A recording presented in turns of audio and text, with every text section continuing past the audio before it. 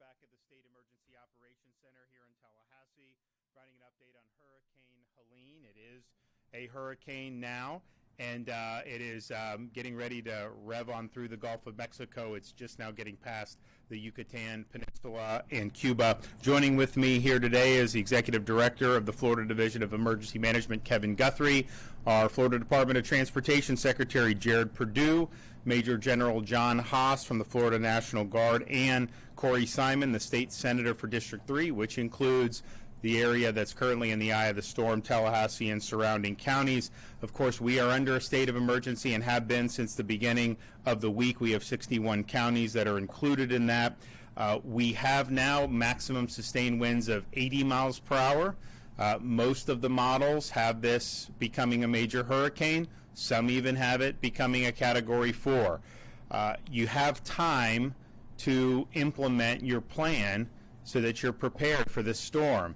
Those who are under evacuation orders have the ability to do it. You have the ability to make sure you have gas, make sure you have non-perishable food, water. All those things can still be done today, but just know these effects are coming to the state of Florida, and it's not a matter of whether we're going to get effects. It's just a question of how significant those effects will be. This could, as I mentioned, be a major hurricane. It could hit as a major hurricane. Some models even have it as a Category 4, but I think a lot of people are expecting at least a Category 3. It is a fast-moving storm. It's projected to leave up to 12 inches of rainfall, and the storm surge could reach 10 to 15 feet in some areas, which is, of course, very, very significant. So while we are hoping that maybe it comes in under that, we're preparing for it to reach those levels. You're going to have both wind and water hazards from this storm. Here in the Tallahassee region in the Big Bend, almost every run and model agrees that this storm, the eye of the storm, is coming in this region. And so maybe that could change a little bit. We'll see. There'll be an update at 5 o'clock, but I don't think we're anticipating anything dramatically different than what we've been seeing. So this is likely going to be where the eye of the storm goes, but of course the impacts are going to be far beyond the eye of the storm. You're looking at winds that are stretching 200 plus miles away from the eye of the storm. So that entire Gulf Coast of Florida, even places like Charlotte and Sarasota, of course the Tampa Bay area, and then up along the Nature Coast in the Big Bend, expect to see a surge. This thing's going to be whipping through. It's going to cause a lot of churn, and it is going to drive that water. And so it is going to be a significant water event. So be prepared for that. As I said, you still have time to do what you need to do to execute your plan. If you are under an order, you can go ahead and execute that order to evacuate, particularly if you're in a barrier island, if you're on a low-lying area. If you are leaving your house or if you're staying at your house, either way, don't leave loose items outside your house. So you have 100, 120 mile an hour winds. That is going to make a big difference. So the rule of thumb is if you can pick it up, put it up, bring it inside. We've brought a lot of stuff inside at our place here in Tallahassee, baseball gloves, bats, all these other things. Get it inside the house. It will go flying around if you are in the path of this storm. We currently have evacuations that have been issued by local governments in the following counties. Now, most of these are for coastal residents. Some are for mobile homes, manufactured housing, and RV parks. But the following counties have orders in place: Charlotte, Citrus, Dixie, Franklin, Gulf, Hillsborough, Jefferson, Lafayette, Leon, Levy, Manatee, Pasco, Pinellas, Sarasota, Taylor, and Wakulla counties. You also have more modest evacuations that are in effect in multiple counties. If you are in one of those low-lying areas, and given the surge that you could see from this storm, we recommend that you heed those instructions. You don't have to evacuate hundreds of miles. You don't have to outrun. If you look at how this storm is going to go, it's going to hit the northern part of Florida, and it's going to keep moving, and it's going to get into southern Georgia. It's going to get into probably Atlanta. It's going to get into Tennessee, Carolina region, and just kind of stall out a little bit. So Florida, we're just kind of the opening act. You're going to see more. So to try to outrun it is probably not something that is advisable. you can go within your own county to higher ground, a shelter, hotel, friends, family house. That is totally sufficient from this. Remember, you hide from wind, but you run from the water.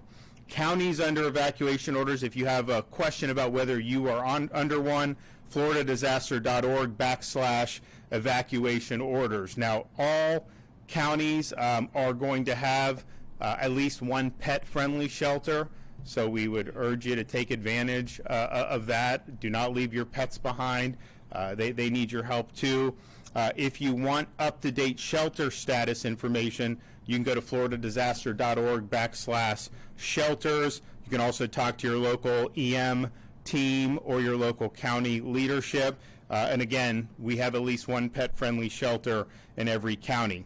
I'm also happy to announce that the Florida Division of Emergency Management has partnered with Uber to provide free rides to shelters for Floridians in counties with a declared state of emergency. So if you want to utilize this offer from Uber, you use the promo code Helene Relief when you book your ride.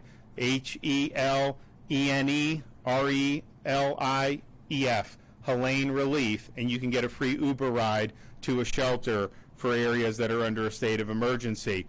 Also, when you have major storms, some of the biggest dangers are driving during the storm and then trees falling on roofs. Don't try to go out on the roadways once you start to see this storm hitting. You have time to execute what you need to do today, but we are going to start seeing effects of this probably first thing in the morning, I'd say, probably at the latest.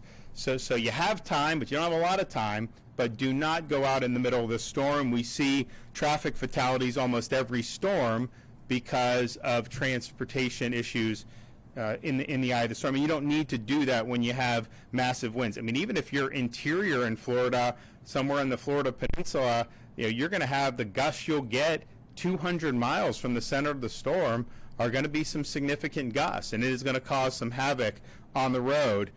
If you are sheltering in your home, be aware of where tree limbs are in relation to your house. Try to be in an interior room or away from limbs that could fall through the roof or window and cause harm. And we do see, unfortunately, this happen when you have these storms, particularly in this part of the state here in Tallahassee. It's heavily wooded. I've mentioned many times how the newer construction does very well in these storms because it's built to specification. Honestly, here in Tallahassee, some of these older homes were built really well too, if you look at them, but there's trees everywhere. So it's one thing to be able to withstand wind hitting the house. It's a much different thing if you're going to try to withstand a massive tree falling on your house. So just have a sense of where that is, and just know we could be having here in Tallahassee, you could have 120, 125 mile an hour winds that are coming through this area, and that is really significant, particularly in an area that is heavily tree lined as this place is. The Florida Division of Emergency Management is in the process of fulfilling over 950 missions from local governments and counties. They've done everything from high water vehicles to providing water tarps, generators, as well as additional first responders and personnel. We have shelf-stable meals, tens of thousands of those, near the anticipated area of storm impact, and they will be deployed as needed once the storm passes. We're continuing to bring more and more utility linemen into the state of Florida. We're over 21,000 now, but those numbers are growing. It's unclear exactly how many linemen are going to be needed because if you look at where the storm's going to hit, the eye of the storm is probably going to hit the northern part of the state, then get into Georgia. Doesn't mean you're not going to have power outages elsewhere, but I think a storm like Ian, which the eye really rode through massive parts of the state, left millions and millions without power, it may be different, so we'll see. But bottom line is we're bringing in more and more utility workers, and they will be on scene as soon as it's safe to do so, and power restoration is a priority. Now, as much of a priority as that is, I was down with Tico in Tampa. We're probably going to stop by someplace tomorrow and thank the linemen for what they're doing. And as hard as they're working and as efficient as they are, be prepared to lose power in a storm like this. That's just the nature of it. So make sure you have what you need to be able to ride that out as long as it takes. And in Florida, because we do this, you're probably going to have power quicker than maybe you would in some other places where they don't do this. But nevertheless, you should anticipate power outages. We also have internet ready with the Starlink internet system. So as internet goes out, if that's needed, we can deploy the Starlink devices and get the internet. I'll tell you, it's really, really good internet. You need the device to be able to do it, but once you have that device, if you're able to link onto it, crystal clear. It worked very well after Ian, and hopefully we won't need it, but if we do need it, it's definitely going to be able to do what needs to be done to get you guys back online, particularly our small businesses. We have now deployed a lot of the flood protection devices, particularly around utility substations.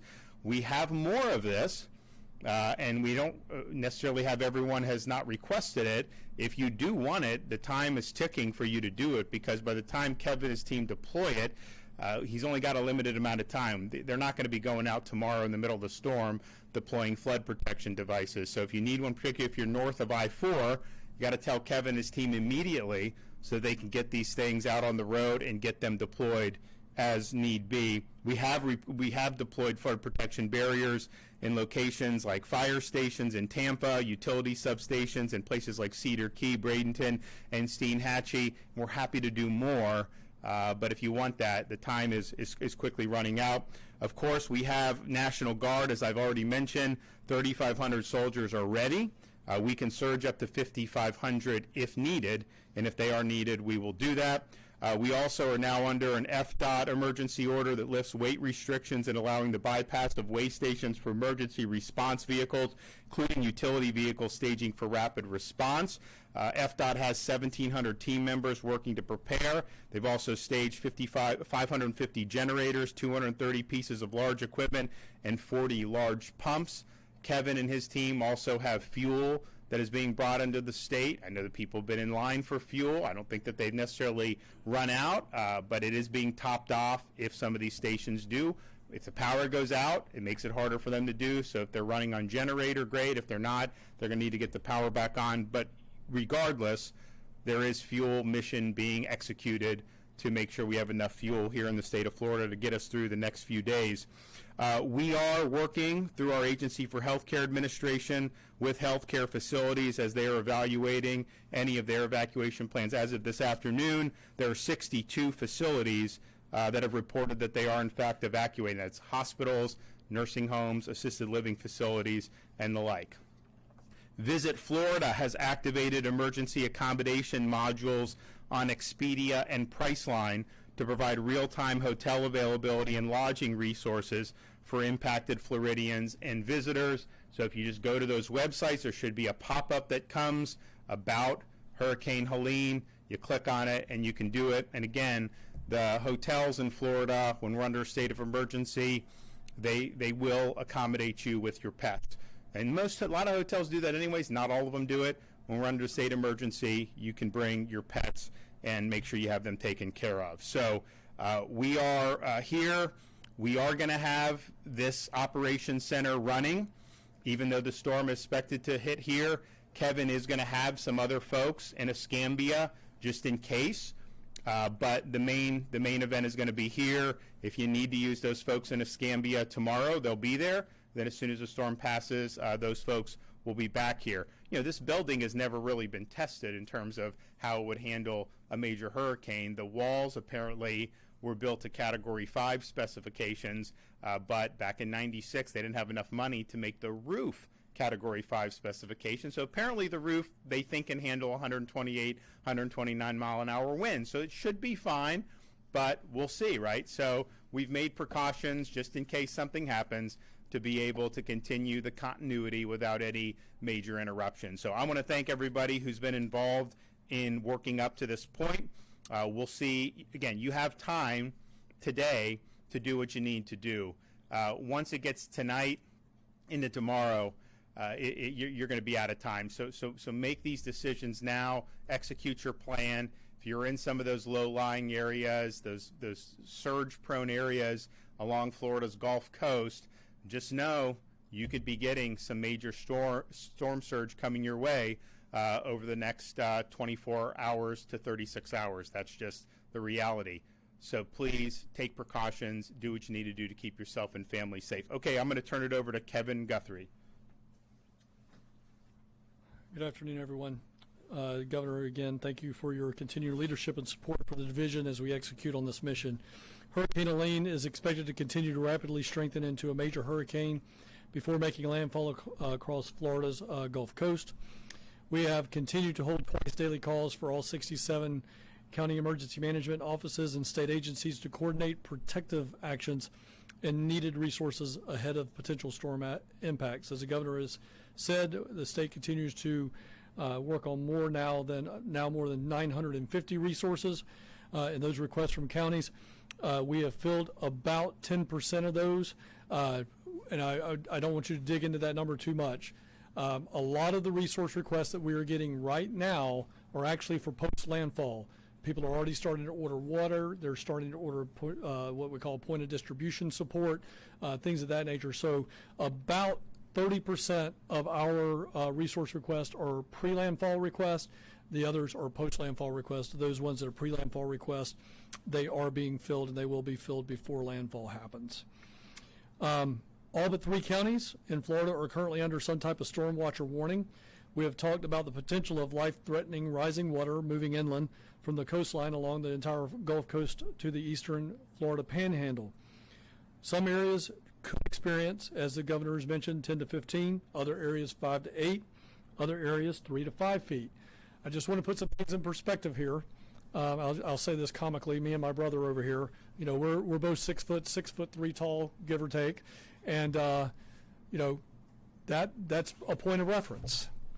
You cannot survive that. If you're in an area that's going to have 5 to 8 foot, 10 to 15 foot of storm surge, you cannot survive that. So please make sure that you leave the area. Brian, I'm going to give you a warning. I'm going to come to a graphic that's right behind you real quick, just a second. So again, I might sound like a broken record, but I will keep saying this. The hazards are going to be far-reaching from this area with tropical storm force winds 250 to 300 miles out. So we want you to know your home and know your zone. More specifically, we want you to know your zone. When you go to your property appraiser's website or you go to any other website, you will most likely find 2 zones there. And we've got them up here on our graphics. We have FEMA flood zones, and you see those there, A, AE, V, VE, X, and X. But then you have next to that your actual evacuation zones that are used in the state of Florida. The reason I want to say this is, as you see there, the second FEMA flood zone is AE. Well, Franklin, Wakulla, Taylor, and other portions of counties have issued evacuation orders for A through E. To that point, I need you to look at the screen on the right. Again, that's A, B, B, C, D, and E. It's not your FEMA flood zone AE. So please make sure you're paying attention to the evacuation zone versus the flood zone. Thank you, Brian. So if your home address is not one of the labeled colors, you do not live in an evacuation zone, and therefore you need to know what year your house was built, and if it does, stand up to the Florida Building Code. Typically 1998 in Southeast Florida, the Miami-Dade Building Code went into effect, and then for the rest of the state of Florida, 2004, the Florida Building Code went into effect. So typically, if your house is built after 2004, most likely your house will withstand 115-mile-an-hour winds. So again, I bring that up because we're looking in the Tallahassee area of 120 to 125-mile-an-hour winds as of this news conference. Make decisions based on solid information that I've just given you. Again, I cannot reiterate what the governor has said. If you live in an area that has a lot of trees right up around your house, a lot of 40-foot pine trees, and you know you're going to have 120-mile-an-hour winds coming over the top of your house, you may want to consider an evacuation. You don't want to be in that house if those trees come down on top of your house. So make smart decisions, evaluate you and your plan and your family, and then execute on that. Make common sense decisions. If you're ordered to evacuate by local officials, please listen. Residents in the Big Bend of Florida needing evacuation assistance, especially in the areas of Taylor, Wakulla, and Franklin counties, you can call 1-800-729-3413 for transportation assistance. The governor, with his leadership and through the execution of the Division of Emergency Management, we have executed on a number of buses to start taking people from those counties into Leon County for the purposes of sheltering. So again, I'm going to repeat that number. For residents in the Big Bend of Florida needing evacuation assistance, call 1-800-729-3413. The State Assistance Information Line, or cell line, is now active. Residents needing resources before and after Hurricane Helene can call 1-800-342-3557. There are operators available in English, Spanish, and Haitian Creole to provide answers to your questions. You should be finalizing your plans now, executing on your plans. Tomorrow midday will be way too late. Please be sure that you follow the agency on X and Instagram at FLSERT at Florida CERT, and on Facebook at FDEM, as we continue sharing important information about this storm in real time. Again, Governor, thank you so much for your leadership, your support of the division. Thank you, Governor, for your leadership. Thank you, Kevin, for what you do at the division, and also all of our partners who we've been coordinating with. At FDOT, we've now been getting ready for this storm for several days. We've been in constant coordination with all of our partners in order to respond to Hurricane Helene. We are immediately upon arrival of the storm and leading up to that, we are working on facilitating evacuations. We're watching I-75, I-4, I-10 very closely. Here in Florida, we use what's known as emergency shoulder use to facilitate those evacuations. So we sent crews out to make sure all the shoulders were clear of debris. And when speeds get down to a limit below 45 miles per hour, we begin to look at opening those shoulders. We work very closely with Florida Highway Patrol to open those shoulders for evacuations. We have 10 traffic management centers across the state that are operating 24/7. So we're watching traffic live. Other than the normal stuff you see on I-4, which can be standstill at times, we have not seen heavy impacts from evacuations. We're watching that closely. We will be able to implement emergency shoulder use at a moment's notice when it's needed to facilitate those evacuations. Something else we've done to help with evacuations is we've extended our Road Ranger Service Patrol to a 24/7 operation in all of the impacted regions. And so those Road Ranger Service Patrol vehicles will be circulating through all of our facilities perpetually. They can offer aid to motorists, they can help people that are stranded, and they can also move vehicles out of the travelways so that it doesn't create more congestion for evacuations.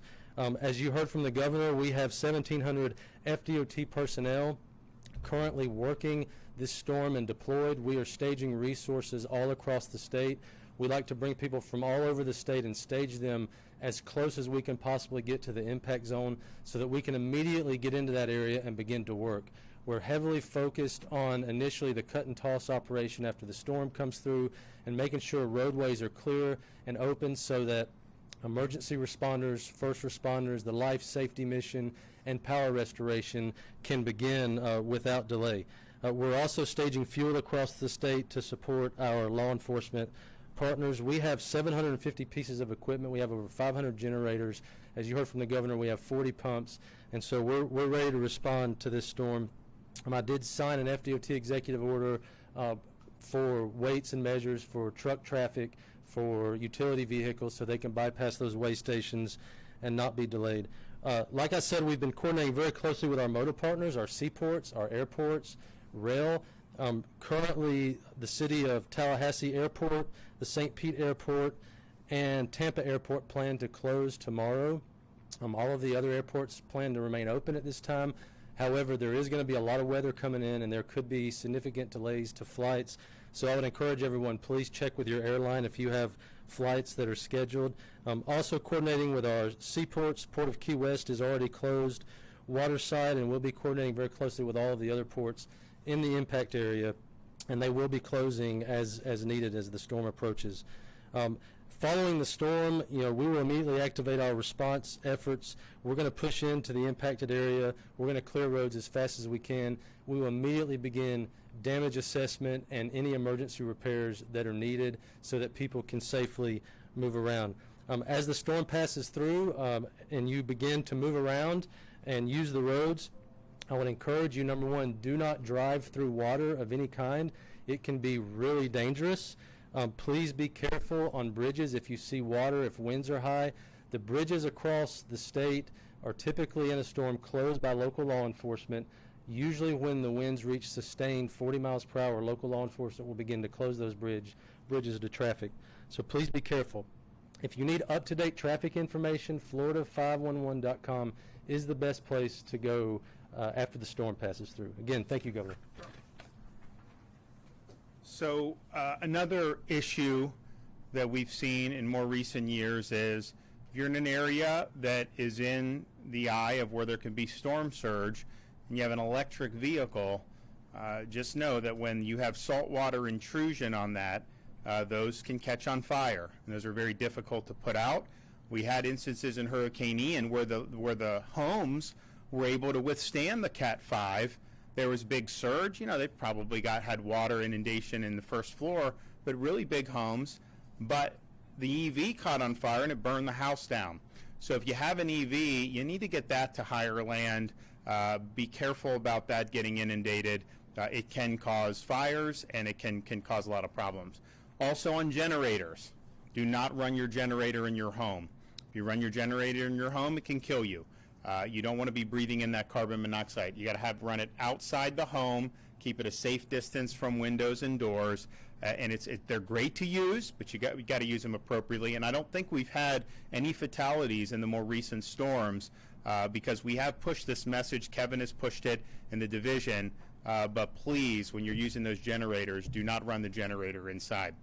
And then finally, on the evacuations, as we've stressed, you don't need to get in your car, try to outrun the storm and evacuate to a place where you're not going to have any impacts. If you're particularly in a low-lying area, if you get to higher ground, hurricane solid structure, then you can ride it out and then go back and hopefully get to your house as soon as you can.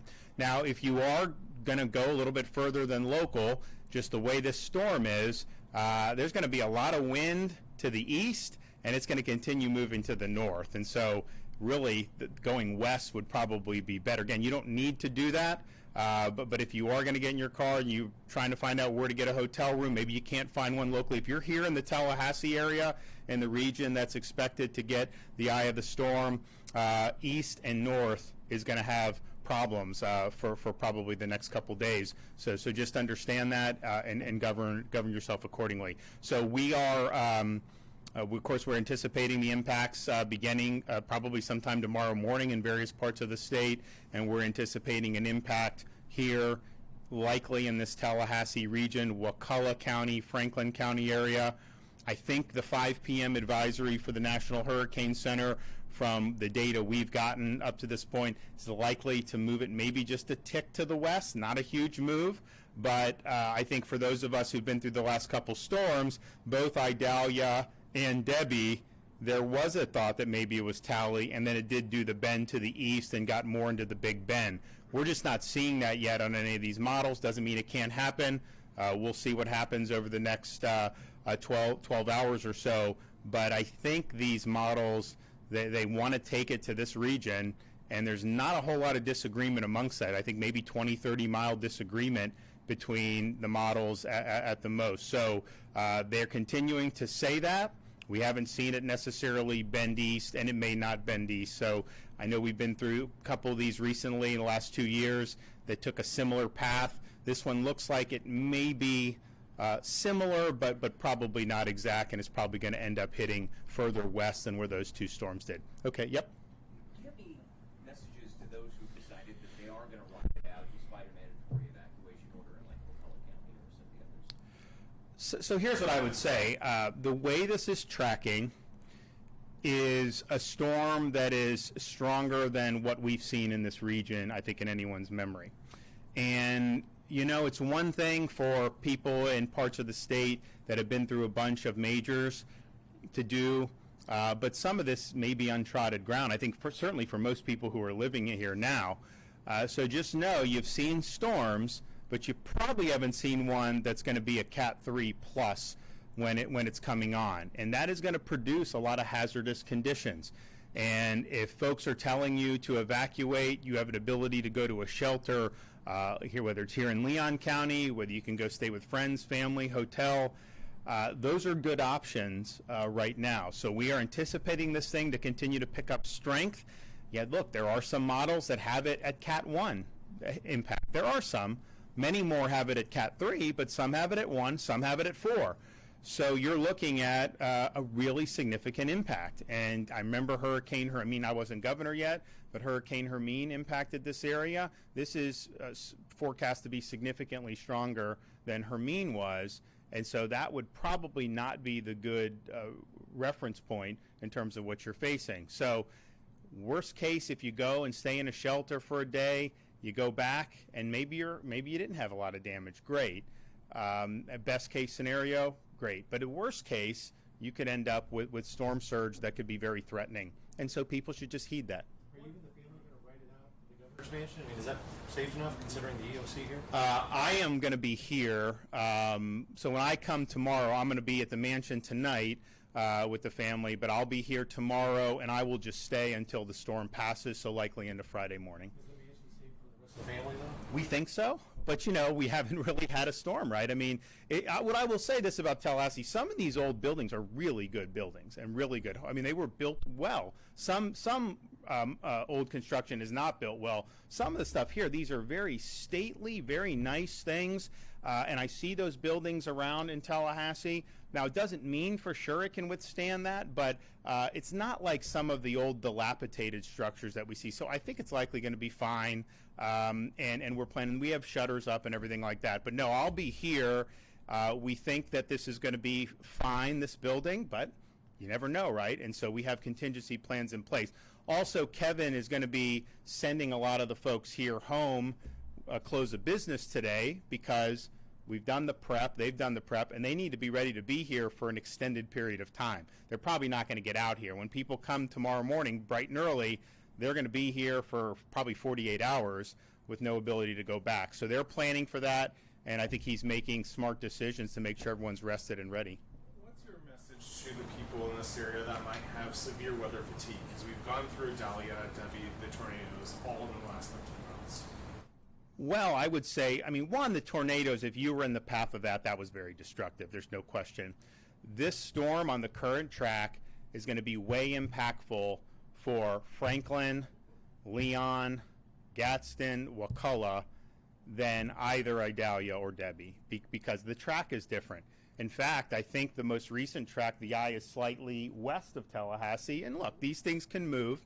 Yeah, right on the county line. So what that means is you don't want the storm to be right to your west because that northeast part of the storm, that's the most significant part that causes the most damage. So we have not seen that in these counties in the greater Tallahassee area in the last couple years. Of course, the tornadoes were really significant. Those were targeted. I mean, you could go and see massive damage on one street, go 3 streets over, and you wouldn't have even known a tornado happened. That's not necessarily how this storm's going to be. This storm is going to be big. It's going to come. Probably the winds won't be as strong as a tornado would be, but when you're talking about 120, 125 mile an hour, potentially in Tallahassee, certainly on the coast as that makes landfall, those are not numbers that we've seen in recent years here in the Tallahassee region. So people should just be prepared for that. And, I know it's like you get ready and then it doesn't necessarily make a direct impact like Idalia. I remember we were preparing for Debbie. We worked very closely with the city and the mayor here in Tallahassee. We're doing a lot of prep together. And then it turned out that it wasn't as impactful for the city and for Leon County. This one, all indications are this is going to be different. And this is going to be one that does impact this region more directly than the last 2 storms have been. So I would just say heed the advice and the recommendations and any orders issued by your local officials. Know that we will be there to respond when the storm passes. You're going to have a lot of assets at the disposal here. There will be search and rescue. There will be meals, water, all that stuff. But you can't control what path the storm. We can't control how severe it is, but you can control what you do throughout the balance of today into tomorrow morning.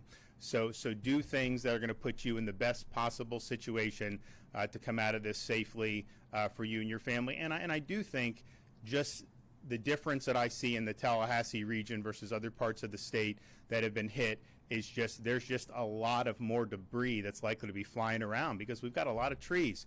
I mean, when we had Idalia, we lost a massive tree, you know, on the governor's property. Massive tree. I mean, it's been good for my kids because we have the whole lawn to play baseball and soccer and all that, and they love that. But I mean, this was a really nice big tree, and it basically got split in half. And that was not even a storm that was a direct impact. I mean, this was like an outer band and some of the winds that were more on the periphery. So you are going to see that, and that's going to be, you know, Jared's going to be helping with cut and toss. I know the city and the county are working with DEM to make sure prepared. But when you're talking about power restoration, I've talked to the municipal cooperatives. They're taking this very seriously. You know, they've done a much better job in recent years than maybe, you know, go back 10 years ago. Remember Hermine, there was relatively modest storm, but there was major power outages for extended period of time. I think their view is they don't want to do that. We have mutual aid coming in to ensure that doesn't happen. But at the same time, it may not be as easy as just saying, hey, just hook up these poles, because you may have a lot of debris that you have to clear before the crews can even get to. So there's a lot of things that can happen here, and just making the best decisions. And again, if you're on the coast with the surge, that's something that is really significant. If you're in an area that is covered in trees, and look, this is a beautiful part of this region.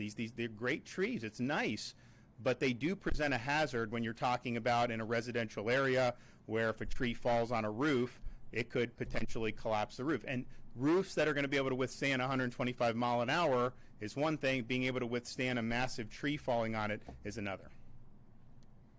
All right, well, we will have more updates as needed. I think probably the balance of the day, we're just going to continue working, fulfilling the requests, Kevin and his team.